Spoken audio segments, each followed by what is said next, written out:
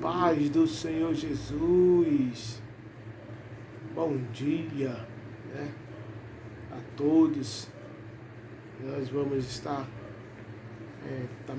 ministrando agora a terceira lição da EBD, segundo semestre, que era para ser ministrada no dia 19 de abril, mas em razão do isolamento, nós estamos fazendo como live, que vai falar sobre conhecendo o caráter de Jesus Cristo, né? Então, a lição 3 é conhecendo o caráter de Jesus. Vamos orar. Senhor, nosso Deus e nosso Pai, nessa manhã, nos abençoa, Senhor, nessa meia hora, 40 minutos de ministração, que o Senhor abra o meu entendimento, dê-me sabedoria para ministrar, Deus da paz, aqui na região, nesse momento, tanto do lado direito quanto do lado esquerdo, que nenhum som externo, Senhor, venha atrapalhar a ministração dessa tarde, em nome de Jesus. Amém. E diz assim, conhecendo o caráter de Jesus. É a lição 3. O texto áureo está em 1 Coríntios 2, 16. 1 Coríntios 2, 16. Que diz assim: porque quem conheceu a mente do Senhor, para que possa instruí-lo, mas nós temos a mente de Cristo. Então, o texto áureo está em 1 Coríntios 2, 16, diz assim, porque quem conheceu a mente do Senhor, para que possa instruí-lo, mas nós temos a mente de Cristo. Ou seja, eu, você, nós temos a mente de Cristo. Quando a palavra diz ter a mente de Cristo, por quê? Porque nós temos na nossa vida, dentro de nós, o mesmo Espírito Santo que estava sobre a vida de Jesus. E se nós estivermos dirigidos pelo Senhor, seremos conduzidos por esse Espírito Santo, o mesmo que conduziu Jesus em toda a sua missão na terra. Então, o Espírito Santo, através do Espírito Santo, voltando a nossa mente para Ele, nós estaremos fazendo a vontade de Deus. E se nós estivermos fazendo a vontade de Deus, certamente nós teremos a mente de Cristo, porque ninguém foi mais obediente ao Deus Pai igual ao Deus Filho, que é o Espírito Santo. Ele foi obediente em todo tempo, e em todo tempo ele estava em comunicação com Deus. Leitura bíblica em classe. Filipenses 2, do 5 ao 11. Diz assim, de sorte que haja em vós mesmo o sentimento que houve em Cristo Jesus, que sendo em forma de Deus, não teve por usurpação ser igual a Deus, mas aniquilou-se a si mesmo, tomando a forma de servo, e fazendo semelhante aos homens, e achado na forma de homem, humilhou-se a si mesmo, sendo obediente até a morte, e morte de cruz. Pelo que também Deus o exaltou soberanamente, e lhe deu um nome, que é sobre todo nome, para que ao nome de Jesus se dobre todos os joelhos dos que estão nos céus, na terra e debaixo da terra, e toda língua confesse que Jesus Cristo é o Senhor, para a glória de Deus Pai. Então, Filipenses 2, do 5 ao 11, vai falar aqui que Jesus esvaziou da sua forma divina e se fez carne. Ele abriu mão de toda a sua autoridade como a segunda pessoa da Santíssima Trindade para cumprir a sua missão, de resgatar a humanidade. Por isso que a Bíblia vai mencionar que Jesus é o Salvador do mundo. Então, ele não teve nenhuma dificuldade. Ele, quando o Pai olhou e disse, quem vai fazer essa missão? Ele falou, eu vou, Pai. Eu vou. Eu vou me esvaziar, vou me tirar todos os meus benefícios que eu tenho de estar ao teu lado. E vou em forma de homem. E vou resgatar todos os homens, né, que foram perdidos através do pecado de Adão. Então ele esvaziou a si mesmo, né, não teve por usurpação, ele abriu mão da sua autoridade divina, que era de estar ao lado de Deus Pai, como sempre esteve, né, mas agora se fez homem e sofreu, padeceu, né, humilhou-se a si mesmo, que ele tinha o poder de uma só palavra, destruir todos aqueles que o perseguiam. Mas ele assim não o fez, porque ele veio para uma missão. Esvaziou-se a si mesmo de todo o seu poder, de toda a sua glória, para resgatar eu e você. Então, mais uma vez, é motivo para nós adorarmos e exaltarmos ao Senhor, porque o nosso Jesus, ele é maravilhoso. E ele merece todo o nosso respeito por tudo aquilo que ele fez por nós. Certamente nós não faríamos, principalmente no mundo que vivemos, um pelos outros, aquilo que Deus fez por todos nós. Introdução. O olhar de Jesus, o toque das suas mãos, a fala incisiva e a presença marcante influenciaram a geração ao longo da história da humanidade. Muitas pessoas, a partir da convenção, viveram histórias impressionantes, onde o poder de Deus se manifestou de forma tremenda. Contudo, como buscar viver essa realidade em nosso cotidiano? Uma pergunta. A lição a seguir propõe uma reflexão a respeito do caráter de Cristo. Como ele preocupa-se com o próximo e se relacionava com Deus. Vamos buscar essa realidade para as nossas vidas.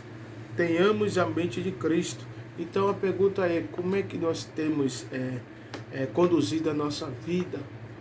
Será nesse tempo de isolamento, eu e você temos buscado a presença do Senhor, temos procurado estreitar o nosso relacionamento para com Deus, porque uma coisa é sabida e é certa: depois que tudo isso passar, que vai passar, vem outra crise aí, e essa crise é maior, porque é a crise da fome, do desemprego. E aí é onde nós vamos ver, principalmente nós como cristãos, né, como vamos manifestar o amor ao próximo, ao nosso irmão, que com certeza vai ser muitos que vão pedir ajuda, né, nas igrejas, até os nossos irmãos na fé, né, com certeza, principalmente aqueles que sempre receberam ajuda, que quase 2 meses não tem nenhum auxílio. Não posso afirmar se a igreja está distribuindo mesmo com a porta fechada, até porque ninguém tem levado alimentação, porque cada um está em casa. E essas famílias deixou de ser assistidas quase 2 meses, fora os que estavam empregados e agora estão desempregados. Então, quando tudo isso passar, que acabar esse isolamento, haverá uma grande necessidade que eu e você, nesse tempo de isolamento, tenha enchido o nosso coração de amor ao próximo, porque essas pessoas vão precisar de muito amor, de muito carinho, de muita atenção e de muita misericórdia, né? Como nós lembramos aqui, que nós temos a mente de Cristo, né? Então nós vamos se compadecer com essas almas, assim como Jesus sempre se compadeceu, principalmente dos necessitados. Então, se você decidir ser a mente de Cristo, ter a mente de Cristo, Primeira coisa que você tem, amor a Deus. O amor a Deus está acima de qualquer coisa. O seu coração arde e sempre está podendo fazer alguma coisa para agradar e para promover a obra de Deus. Segunda coisa, o amor ao próximo. Não adianta dizer que ama de boca. Não, nós temos que provar de atitude. A maior prova, porque nós não somos o que falamos muitas das vezes. Muitos falam, mas fazem, praticam de forma diferente daquilo que falam. Então o amor não pode ser fingido, ele tem que ser verdadeiro. Você tem que provar com as suas ações, não só com a sua palavra. Eu prefiro que você prove com suas ações do que fique falando que ama um e ama outro, né? E entre nós, entre os jovens, entre os adolescentes, entre a liderança, entre a igreja em geral, não pode ter o amor fingido, não pode ter a falsidade, não pode ter o bater nas costas, dando um sorriso, dizendo que ama o irmão e por trás está falando mal dele. Então, se você está fazendo isso, o amor de Deus não está dentro do seu coração. Você vive uma vida de farsa. Você vive na sua vida um falso evangelho. Porque o evangelho verdadeiro é o amor ao próximo, respeitar a diferença dos seus irmãos. Porque amar quem nos ama é muito fácil. Mas o evangelho verdadeiro é provado quando nós amamos a quem nos odeia. Quando nós temos amor e compaixão daqueles que a gente sabe que fala mal da gente, mas que a gente quer ajudar. Aí sim, você está praticando o evangelho verdadeiro. Os dois principais mandamentos vai falar de amor. É só você prestar atenção. O primeiro mandamento fala: amarás o Senhor teu Deus de toda a tua alma, de todo o teu coração e de todo o teu entendimento. E o segundo é: ama o teu próximo como a ti mesmo. Então, os dois principais mandamentos vai falar de amor. Então, se nós não praticarmos esses dois principais, as outras coisas serão impossíveis de nós fazermos. O caráter de Jesus e a sua missão. Não se preocupa que é o bairro, vai ter barulho de cachorro, ônibus para lá, mas infelizmente é o único lugar que tem, né? O caráter de Jesus e a sua missão. O que é o caráter? O que é caráter? O dicionário Aurélio define como traços psicológicos as qualidades. Então, caráter quer dizer os traços psicológicos e as qualidades. O modo de ser, sentir, agir de um indivíduo. Então, caráter também é o modo de ser, agir e sentir de um indivíduo. Um grupo, um povo. Como base nessa definição, como podemos identificar o caráter de Cristo? Então as pessoas são identificadas pelo seu caráter. Eu outro dia fiz uma live com estudo, né, como identificar 7 pontos para identificar uma pessoa de mau caráter, né? Também tem o lado positivo, que é como identificar também uma pessoa de bom caráter, né? Então, caráter é o que? É o conjunto de qualidade ou defeito daquilo que nós somos, ou seja, aquilo que o homem que está dentro de nós. Porque nós podemos fazer um teatro, ser uma pessoa por fora, aparentemente ser uma pessoa misericordiosa por fora e por dentro ser uma pessoa mal. Ou ser por fora mal e por dentro uma pessoa boa. Nós somos especialistas para ser ator e atriz em fingir que tudo está bem quando tudo não está. Então, uma pessoa que tem um caráter, ela é o que ela é por dentro e o que ela é por fora. O que se chama aquela pessoa que é verdadeira. E normalmente essas pessoas assim, elas são bem isoladas, porque as pessoas gostam de que se aproxime, que esteja ao seu lado, pessoas que sejam falsas, que diga que gosta, diga que ama, mas na verdade por trás tá falando mal de você. Aí vamos ver o caráter de Cristo, que eu e você temos que ter. Primeiro, vejamos, era amoroso. Primeiro ponto de Jesus, do caráter de Cristo, ele era amoroso. Está lá em João 13:1. O outro, observador. Jesus observava tudo. E conhecedor dos corações. Então, quer dizer, Jesus era observador e conhecedor dos corações. Mas isso é um atributo que só ele tem, que é a onisciência, que é conhecer aquilo que o homem pensa. Nós, meros mortais, não temos esse atributo. Isso é só exclusivo de Deus. Né? Mas o amor, né, nós podemos praticar. Que está lá em Mateus 9:4. Movido por compaixão. Então, quer dizer, Jesus ele sempre se colocava no lugar daquelas pessoas que estavam sofrendo. Por isso que ele ajudava. Onde ele parava as pessoas, diz a Bíblia que vinha uma viúva trazendo seu filho, seu único filho, morto. Quando ele viu aquilo, a Bíblia fala que ele moveu-se de uma compaixão, ou seja, se colocou no lugar daquela mulher. E o que é que ele fez? Ressuscitou o jovem. Então, movido por compaixão, está lá em Mateus 9:36. Manso, você é manso, eu sou manso. Uma das qualidades de uma pessoa que tem um bom caráter, ela é ser mansa. Eu sou manso, você é manso? É essa pergunta que nós temos que estar fazendo. Né? Eu preciso trabalhar um pouco, não sou estourado, mas também não sou tão manso não. Estou pedindo a Deus para trabalhar nessa área da minha vida. E eu tenho certeza que não sou eu, mas muito mais. Que está lá em Mateus 11:29. Sábio. A própria palavra encarnada. Então Jesus era sábio. Era não, é sábio. Porque ele é o próprio Deus, a palavra encarnada. Mateus 22, do 15 ao 22. Possuía autoridade. Então Jesus não tinha medo, em qualquer lugar ele pregava e as pessoas se maravilhavam, porque ele tinha autoridade. Quando fala em autoridade, irmão, está se falando que o que ele falava, ele vivia. Então as pessoas não tinham como pegar ele com tradição. E isso pesava muito nas pregações, porque Jesus pregava o que ele vivia.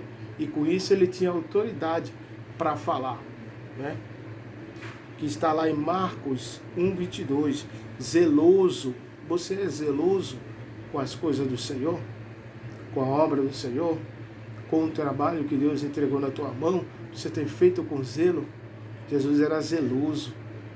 Em todo o tempo ele estava ali, querendo fazer a obra do Senhor. E a prova de que ele era tão zeloso é quando ele entra no templo e vê o pessoal fazendo o templo de negócio, mercantil, e ele sai quebrando tudo, né? Dizendo que a casa do pai dele era a casa de oração, e os camaradas tinham feito covil de ladrão. Então, zeloso, Jesus é zeloso. Mateus 11, do 15 a 18. Paciente, né? Jesus era paciente. Eu e você somos pacientes? Que está lá em Lucas 9, 46 a 56. Sensível. Jesus era sensível. Ele era uma pessoa dura. Ele conseguia entender a todos. Por isso que ele era seguido por todos. Sensibilidade. Aprender a ouvir o outro. Né? Essa é a nossa maior dificuldade, aprender a ouvir. Né? Então, Jesus era sensível. Que está lá em João 11:33. Humilde. Jesus é humilde. Prova disso que, sendo Deus Todo-Poderoso, se fez homem, né? E habitou entre as pessoas mais simples. Humildade. Filipenses 2:8. Misericordioso. Jesus é misericordioso. Você é misericordioso? Né? Eu sou misericordioso. O que é uma pessoa misericordiosa, irmão? É aquela que sempre está pronta para ajudar a outra. Ela está sempre com a mão estendida para ajudar. pessoas misericordiosas. Eu e você somos. Que está lá em Hebreus 2,17. Obediente. Jesus é obediente. Você tem sido obediente, eu tenho sido obediente à palavra de Deus, aos princípios da sua palavra. Jesus era obediente quando passou na terra e é obediente agora à direita do Pai Todo-Poderoso. Justo. Jesus sempre foi justo. Você e eu, as nossas ações têm sido pautadas dentro da justiça.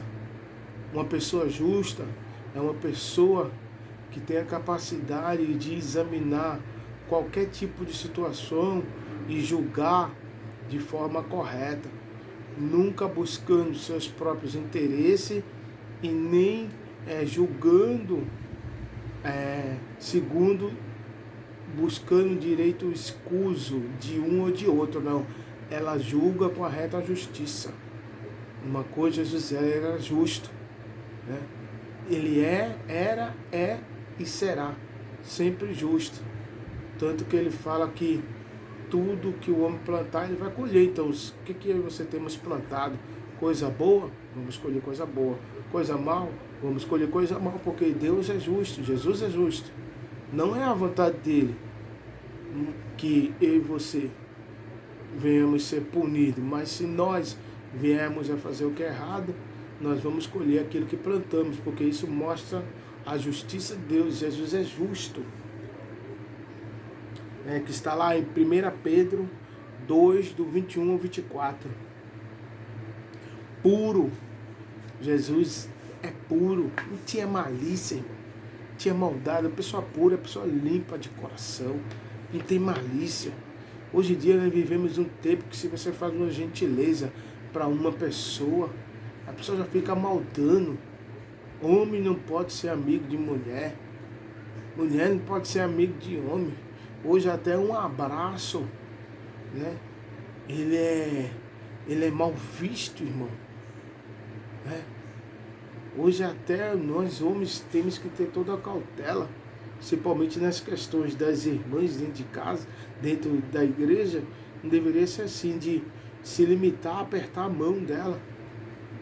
Porque para evitar que você dê um abraço ali de irmão, alguém possa maldar por causa da impureza, né? Às vezes você não pode ter um relacionamento de uma amizade com a irmã dentro da igreja, porque as pessoas já maldam, né? Por isso que é aí onde está a grande dificuldade do povo de Deus estar junto, porque o mundo tão junto aí, irmão, nem que seja para beber, fumar, se prostituir, mas eles sempre têm os momentos deles de reunir, e nós cristãos não temos isso aí, né? Nós que deveríamos ser mais unidos, somos mais desunidos, porque você não pode abraçar uma irmã, não pode abraçar um irmão, porque alguém que está vendo, às vezes até a pessoa que está sendo abraçada pode interpretar de uma forma diferente. Então, quer dizer, cadê a pureza, cadê a limpeza de saber que nós estamos entre irmãos em Cristo Jesus e que não pode haver essa malícia, essa maldade, mesmo que tenham entre alguns no nosso meio, que a gente não pode dizer que não tem, porque tem, mas, irmão, a maioria, né, a maioria ainda, a gente pode dizer que ainda são pessoas do bem, que são puras, irmão, que muitas vezes nós entramos dentro da igreja. Tem dias e dias. Tem dias que você entra na igreja, que você pede a Deus para que alguém olhe para você e não fale nenhuma palavra, só lhe dê um abraço. E esse amor, essa pureza da igreja, ela não pode se perder por causa da malícia e da maldade do mundo. Não deixa a maldade entrar no teu coração, não, meu irmão, minha irmã. Não deixa não. Brinda o teu coração dessas maldades do mundo. Puder abraçar o teu irmão, abraça. Puder beijar ele, beija. Se nós não tivermos aprender a ter uma comunhão aqui na terra, como moraremos no céu? Cheio de impureza, cheio de sujeira no coração, cheio de malícia. Se alguém faz um benefício, já acha que a pessoa está querendo alguma coisa em troca. Então, se a tua mente está assim, então vou te dar um conselho. Você precisa dobrar o teu joelho e pedir para que o Senhor purifique a tua mente. Porque a sua mente está impura e a presença de Deus não está na sua vida. Né? O Espírito de Deus não está agindo dentro de você. Se você tem esse tipo de pensamento, esse tipo de malícia dentro do seu coração, principalmente dentro da casa do Senhor. Fiel, né? Jesus é fiel, é e sempre será fiel. Apocalipse 1, do 4 e 5. Então nós podemos aqui, logo aqui no primeiro tópico, ver tantas qualidades que Jesus tinha, né? O caráter de Cristo, né? Coisa tremenda. Mas assim, realmente encontramos em Jesus um caráter admirável e que tem muito a nos ensinar. Entretanto, há mais um traço do caráter de Cristo que precisamos destacar de forma especial. Né? Então, haja aqui o foco nas prioridades. Jesus tinha foco. Qual era a prioridade de Jesus? Pregar, anunciar o reino de Deus. Ele passou 3 anos intenso, né, anunciando o reino do Senhor, porque isso era a prioridade para ele. O motivo que trouxe o verbo a fazer carne foi para que a humanidade fosse alcançada pela salvação. Então está lá em João 3,16. A Bíblia relata as curas e milagres maravilhosos, como a multiplicação dos pães e peixes. Por diversas vezes o mestre assentou-se na casa de Lázaro, Marta e Maria para longas conversas. E também houve um momento onde o mestre recebeu crianças para um divertido bate-papo. Porém, nunca foi perdido o foco. A cruz estava logo ali. E ele morreu para nos dar a vida. Então Jesus nunca perdeu o foco. O foco dele era pregar o reino de Deus. Ele sabia da missão dele. E você? Aí a pergunta. E você e eu? Qual é o foco da sua vida? Ou seja, quais têm sido as prioridades da tua vida hoje? Onde estão as suas prioridades? Outra pergunta. Boa pergunta, né? Que possamos buscar em primeiro lugar, o reino de Deus. Então, quais são as nossas prioridades? Tem sido o reino de Deus? Tem sido as coisas espirituais? Né? Então, em primeiro lugar de tudo na nossa vida tem que estar o reino de Deus.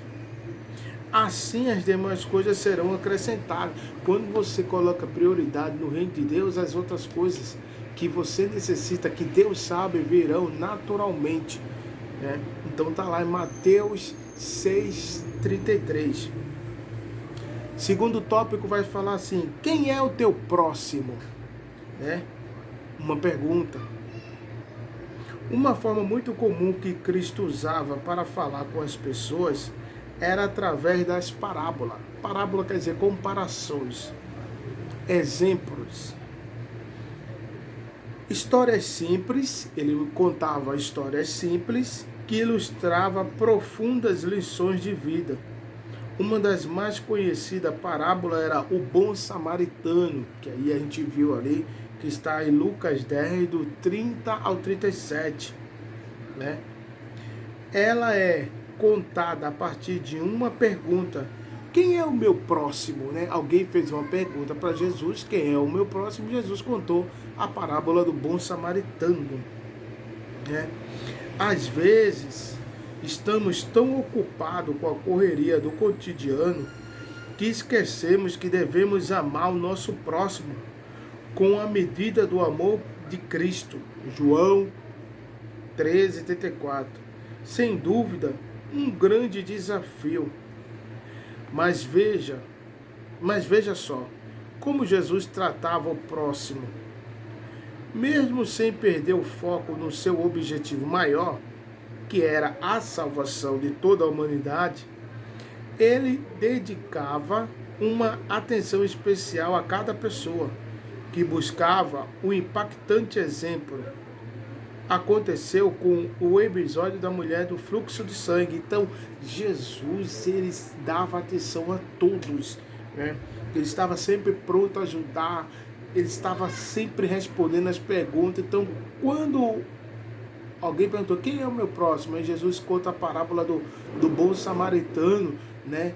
Que vai servir para nós, olhar sempre para o outro. Essa parábola nos ensina para nós olhar sempre para o nosso semelhante com olhar de misericórdia. E quando tiver de ajudar, não ajudar com meia ajuda, mas com ajuda completa, que foi o que o bom samaritano fez. Ele deu uma ajuda completa, né? E Jesus aqui está falando da mulher do fluxo de sangue também, que quando tocou ele parou. Cristo estava em uma caminhada em direção à casa de um importante homem chamado Jairo. Muitas mulheres, muitas pessoas acompanhavam o mestre. Porém, em certo momento, algo especial aconteceu. Tudo foi colocado em stand-by, porque uma simples mulher teve uma ímpar demonstração de fé. Ela tocou a orla do vestido de Jesus. Continuação da história você já conhece. O que essa história nos ensina? Que não podemos esquecer o nosso próximo, pois ele